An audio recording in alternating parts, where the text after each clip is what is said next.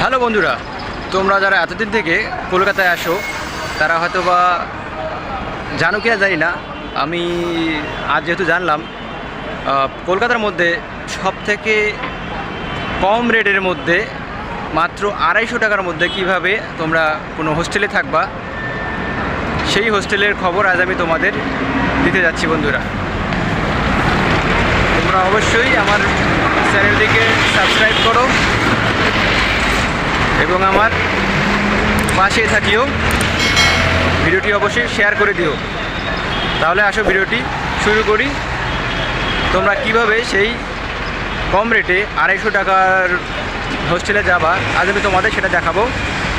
শিয়ালদা থেকে, কলকাতা শিয়ালদা থেকে মাত্র 10 টাকা ভাড়া, 10 টাকা ভাড়া দিয়ে তোমাদের ওখানে যেতে হবে। এই যে আমার পাশে দেখতে পাচ্ছ বাসগুলো, এই যে আমার পাশে বাস, এই বাসটা নয়,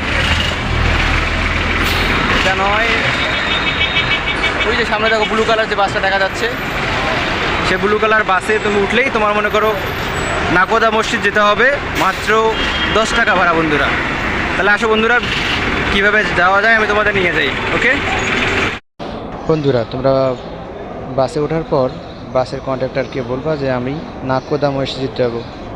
নাকোদা মসজিদ ভাড়া নেবে 10 টাকা।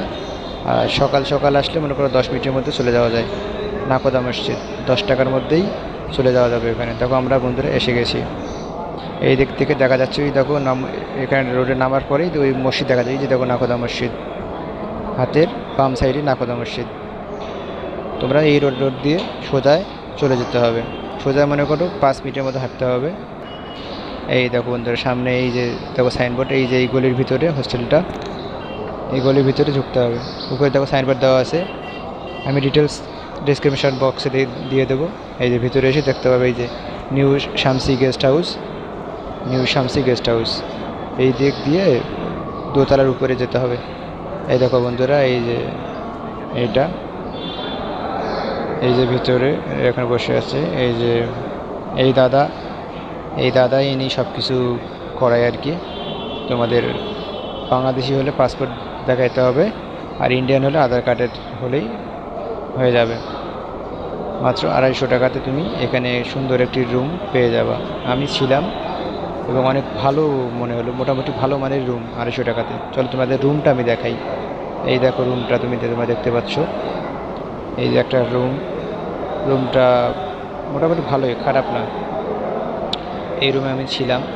দেখো একটা সিঙ্গেল বেড আছে, দেখো ফ্যান আছে, 24 ঘন্টা কারেন্টের কোনো সমস্যা নেই। এখানে মোবাইল চার্জার দেওয়ার উপরে দেখো রুমটা মোটামুটি ভালোই। তোমরা এখানে মোবাইল চার্জও দিতে পারবা, মোবাইলে চার্জ দেওয়া, এবং মোটামুটি ভালো সব কিছুই। একজনের জন্য সিঙ্গেল রুম মোটামুটি ভালোই, সিঙ্গেল রুম হিসাবে আমার কাছে ভালোই লেগেছে। খারাপ লাগেনি, কোনো সমস্যা নেই। 24 ঘন্টা কারেন্ট থাকে, কারেন্টের কোনো সমস্যা হয় না। জলের ব্যবস্থা রয়েছে এখানে। মনে করো থাকা আমার জন্য আমি গরমের মধ্যে ছিলাম, প্রচণ্ড গরম কলকাতা, তারপরেও ছিলাম এখানে, মোটামুটি ভালো লেগেছে আমাকে। আর তোমরা চলে আসতে পারো এখানে নাকোদা মসজিদে। আমি ডিসক্রিপশন বক্সে সব কিছু দিয়ে দেবো ডিটেলস, তোমরা আসতে পারো। চলো এবার তোমাদের বাথরুমটা দেখাই আমি। এই দেখো, এটা হচ্ছে একটা ব্যালকনি, মানে এই অনেক আলো বাতাস হাওয়া আছে ব্যালকনির মধ্যে। মনে করো অনেকটা জায়গা, সামনে একটা খোলা জায়গা আছে। এই সাইডটা হচ্ছে বাথরুম। এই যে দেখো বাথরুমটাও অনেকটা হেভি ক্লিয়ার, অনেক পরিষ্কার বাথরুম। এই দেখো এখানে এটা হচ্ছে গোসল করা, মানে স্নান করতে পারবা তোমরা, এখানে গোসল করতে পারবা। এইটা গোসল করতে পারবা। এইদিকে বাথরুম, ওই সাইডে বাথরুম আছে, টয়লেট। এই যে বাথরুম বন্ধুরা, আর মনে করো এই যে বাথরুম অনেক অনেক পরিষ্কার বাথরুম।